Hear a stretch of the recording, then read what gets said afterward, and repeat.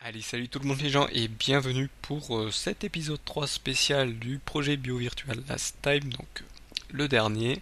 Et là c'est malheureusement le dernier des derniers, donc c'est vraiment l'épisode de fin. Donc nous allons parler de la saison 13, saison 14 et saison 15, qui n'en est pas une vu que la saison 15 c'est celle-ci et c'est juste une rétrospective, donc cette saison n'existe pas, on va dire. Mais c'était pour faire style pour pouvoir vous présenter tout ce qui a été mis en rétrospective. Donc on va commencer par la saison 13 avec les jeux Anodine, Monaco, Starseed, Pilgrim, Voxatron et Wizorb. Donc ce qu'il faut savoir, donc Anodine, c'est on va dire un Zelda-like où vous jouez un jeune personnage qui s'appelle Young, qui a en fait comme arme un balai. Et vous pouvez trouver un peu dans le monde que vous dirigez, qui ressemble étrangement au Zelda qui était sur Game Boy. Les ennemis sont très anecdotiques comme les boss. Si on les connaît pas, ils ont l'air un peu pas simples, mais après quand on les connaît, ils sont très simples.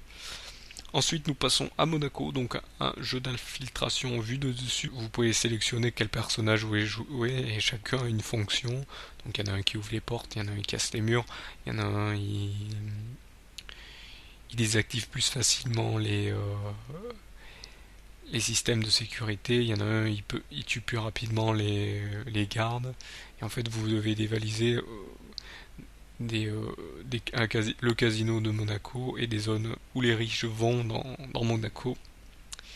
Ensuite, Starseed Pilgrim, donc c'est un jeu en 2D où vous devez en fait débloquer une zone sombre qui en fait apparaît dès que vous commencez le jeu. En fait, vous commencez sur un petit carré et vous devez placer des carrés qui, en fonction de leur couleur,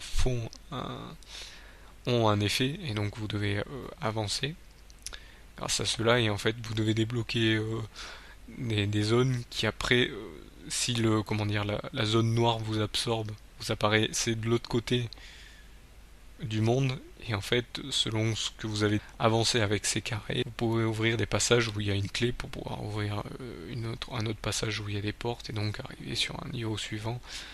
Donc il est très complexe à dire. Ensuite Voxatron, donc c'est un jeu en fait, c'est plutôt un beat'em all, un peu shoot'em up on va dire, où vous jouez un petit personnage qui doit attaquer des monstres qui sont dans une petite arène et en fait vous devez avancer de niveau en niveau et sachant que ce jeu n'est pas très long et vous êtes sur un monde tout en 3D et donc tout en 3D un peu en pixel art on va dire aussi, donc c'est un peu déstabilisant comment l'expliquer. Et donc vous pouvez détruire le décor. Comme je disais, il est très court. Ce qui lui donne une rejouabilité, c'est qu'on peut créer des niveaux. Il y a un éditeur de niveaux. Donc ensuite, après Voxatron, il y a Wizorb. Donc c'est un casse-brique. Donc un casse-brique pixel art très joli pixel art. Donc en fait, en même temps, c'est un petit jeu, comment dire, d'aventure où vous devez aussi aider un village et donc avancer jusqu'au boss final. Vous devez le battre grâce à votre palette et à votre orbe, d'où le nom Wizorb. En fait, c'est Wizard Orb ou Wizorb. En fait, vous jouez un magicien qui, grâce à son orbe, peut décalquer des méchants et des briques. Donc ensuite, on passe à la saison 14. Donc jeu 140, Bithazza, Electronic Superjoy, Insaniquarium et Teleglitch. Donc 140, un jeu musical en fait, vous jouez une forme géométrique qui, quand elle saute, change de forme. Donc vous pouvez passer de carré à rond selon votre saut, selon comment vous sautez, selon comment vous réceptionnez. Je crois que quand vous ne bougez pas, vous restez fixe, vous êtes un carré. Quand vous avancez, vous devenez un rond. Et quand vous sautez, vous devenez un triangle.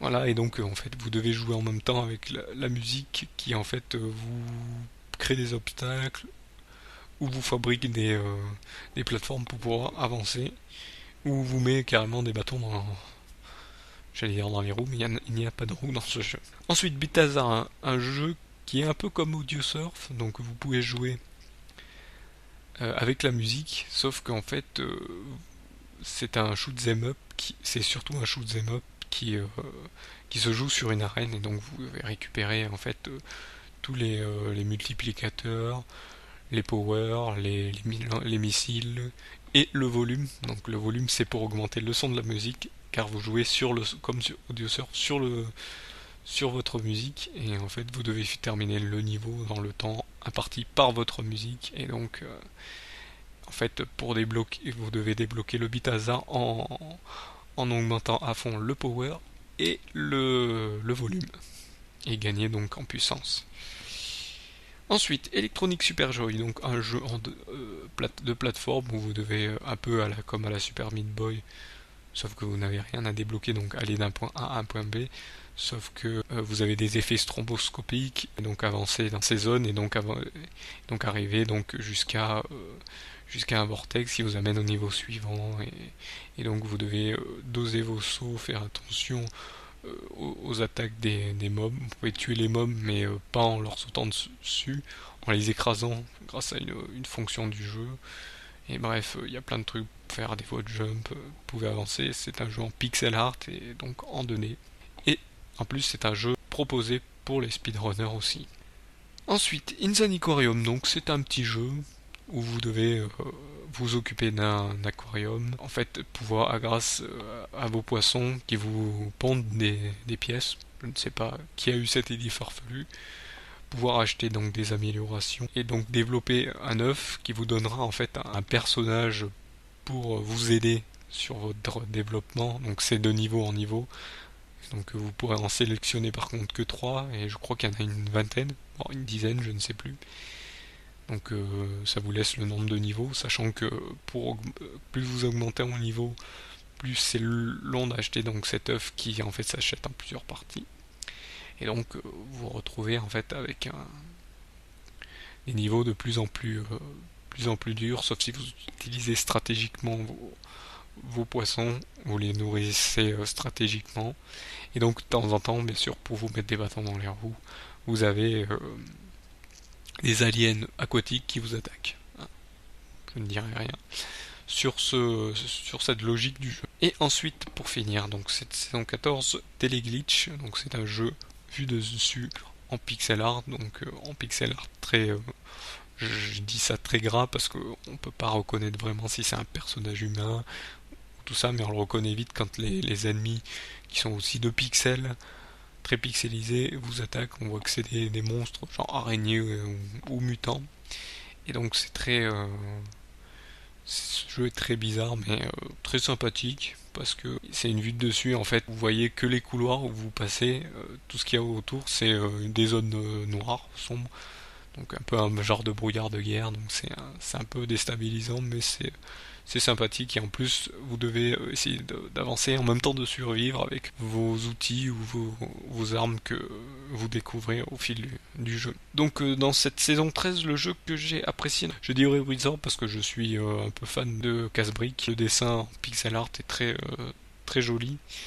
Ensuite la saison 14, je dirais Teleglitch parce que le côté survie et en même temps aventure est très sympathique. Bon, malheureusement, il est en anglais, donc il y a des trucs qu'on comprend pas. Mais après, on comprend un peu comment il faut jouer. Hein. C'est le gameplay. Quand on comprend le gameplay, je pense qu'on comprend le jeu. Et nous arrivons donc à cette saison 15 qui s'appelait la SAM. Donc, je vais vous avouer que je préfère arrêter le projet BioVirtual parce que je préfère qu'il soit ancré sur 2013 et que parce que certains m'ont dit que les explications sur les jeux indés, je sais que j'avoue que je ne donnais pour certains pas les éditeurs, pas les développeurs, pas les choses comme ça. Ça j'avoue c'est peut-être une faute. Donc je préfère arrêter là, pas pour ça hein, bien sûr, mais c'est parce que voilà, moi ce que je préfère c'est découvrir certains jeux avec vous. Et apparemment vous certains m'ont reproché que c'était un peu pas très bon. Hein. J'avais l'air un peu de bafouiller, comme là je pense que j'ai un peu bafouillé. Hein. Je vous l'avoue que, comme je vous dis, je vous le dirai sur l'autre vidéo, j'essaye de placer ma voix et donc de placer comment parler sans laisser trop de silence, sans bafouiller, sans savoir quoi dire. Je sais que je n'écris pas ce que je dis, donc mais ça je vous le redirai. Et donc j'ai un peu arrêté ça parce que voilà, je voulais m'intéresser un peu plus et interagir avec vous sur les let's play. Parce que je préférais, là je vous dis, entre les séries, le projet bio virtuel et rajouter les autres idées, ça aurait fait trop. Donc pour les prochains trucs les autres projets que je voulais mettre, ça aurait fait, comme je viens de dire, beaucoup trop. Donc je préfère enlever donc les séries. Vous voyez, ça vient de terminer avec Wario et les séries de let's play. Et là, les projets virtuels, ça termine avec celui-ci. Je vous remercie de toute façon de m'avoir suivi sur ces projets bio-virtuels, qui est le dernier. Donc, il reste, vu qu'on est aujourd'hui, je pense qu'il sort aujourd'hui nous sommes fin décembre. Je sais pas quel jour sortira cette vidéo, mais donc il restera ancré pour 2013. Et c'est ça qu'il me fallait. C'est pour ça que j'ai réduit la saison 14 et la saison 15 pour que ça reste ancré sur 2013. Et donc là, je vous donne donc rendez-vous après cette vidéo je pense qu'elle sortira juste après celle-là, donc je sais pas quand est-ce que sort celle-là, je crois qu'elle sort le 30 décembre. Donc nous sommes donc le 30 décembre au moment où je vous parle. Je vous avoue que je faisais les vidéos avant, mais je vous le redirai ça dans la vidéo suivante qui sortira demain, la vidéo annonce. Donc je vous remercie encore une fois de m'avoir suivi et on dit donc adieu au projet Ubo Virtual que je pense ne pas reprendre, sauf si vous me le demandez. Donc je vous remercie vraiment de m'avoir suivi et je vous dis salut à tous.